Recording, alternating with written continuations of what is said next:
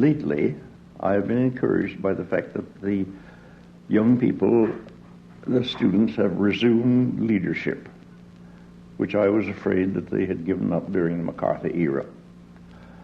I spoke at several institutions. I spoke at Princeton and Chicago and I think the University of Illinois, quite a number, but the students didn't respond. They seemed to me awfully dull. And I just made up my mind that this was an age where we were not going to have the inspiration of the young. And now, suddenly, without any encouragement on my part, and little encouragement on the part of others, comes this sit-down, where the students have put their finger on a very important point. The Negro problem, of course, is a problem of mob violence and of disfranchisement and of injustice in the courts and of difficulties of getting decent jobs. It's all that. But in addition to that, the Negro problem is a series of little meannesses which are really unimportant, that help nobody, and yet which all of the Negroes have to meet, and which most of them simply meet and say nothing. I mean the fact that you go downtown shopping, you can't get a sandwich or a cup of coffee. There are towns down there where you can't sit in the park. You can't go to the movies, or if you do go, you have to go to a very unpleasant place right up the top. All sorts of things of that kind which have been going on, and which in my day we simply said, well, gracious, we've got to stop people being murdered if they can't get a cup of coffee. That's a little thing. But the students put their finger on that, and they fought. And it was hard fighting. I went down to North Carolina and saw some of them and heard the story of what they've been doing. And they've kept it up. And it's really a part of a worldwide movement of students. The students in Turkey who made it impossible for Mr. Menderes to give his welcoming speech to NATO, to the tremendous revolution in South Korea, where they got rid of a scoundrel, and of other student movements, and then, of course, of the great awakening of Africa. Well, that gives me a great deal of satisfaction. Evidently, the older people like myself are not needed just now. They're younger people who are going on and doing their own thinking. And I congratulate them upon it. They don't need any advice from me. Perhaps I need some from them. In the earlier days, in the latter part of the 18th century and the beginning of the 19th century, the Negroes in America considered themselves African. They called their organizations African. There were African clubs. There was the African Methodist Episcopal Church and the African Methodist Episcopal Zion Church and so forth.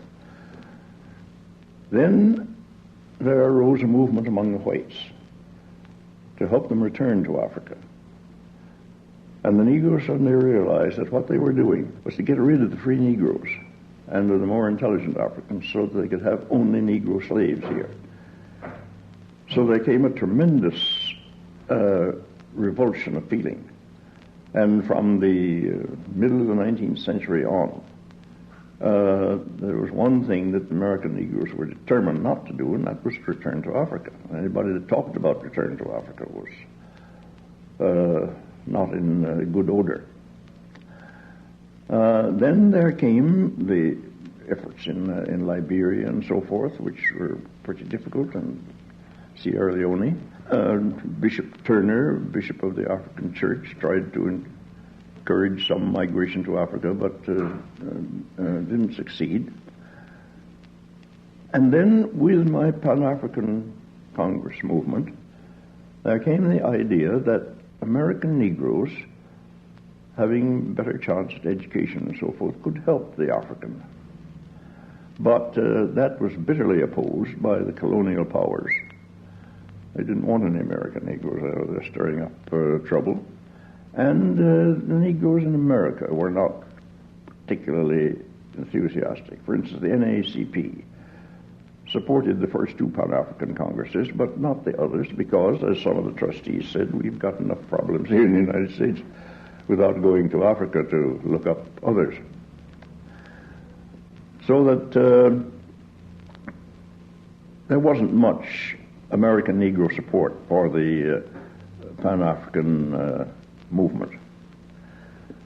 Now, on the other hand, there comes through the African trade unions a renewal of thought and ambition among a new generation of Africans.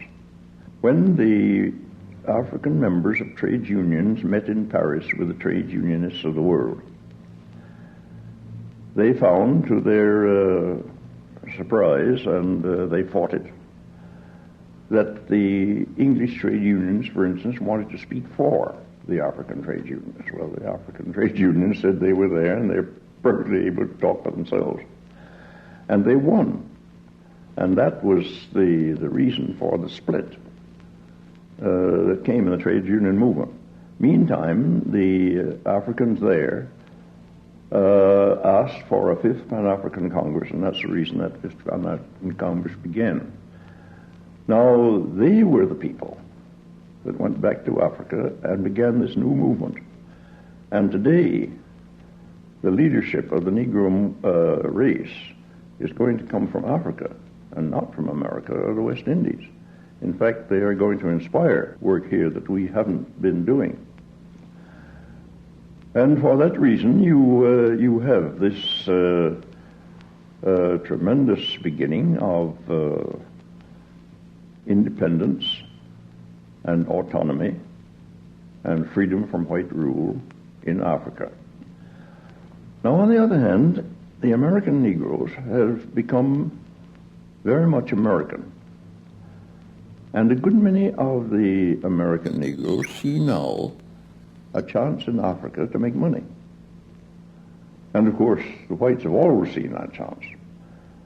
So that you have here in New York City today some 4 organizations which are African organizations and which believe themselves or pretend to believe that they are helping the African movement.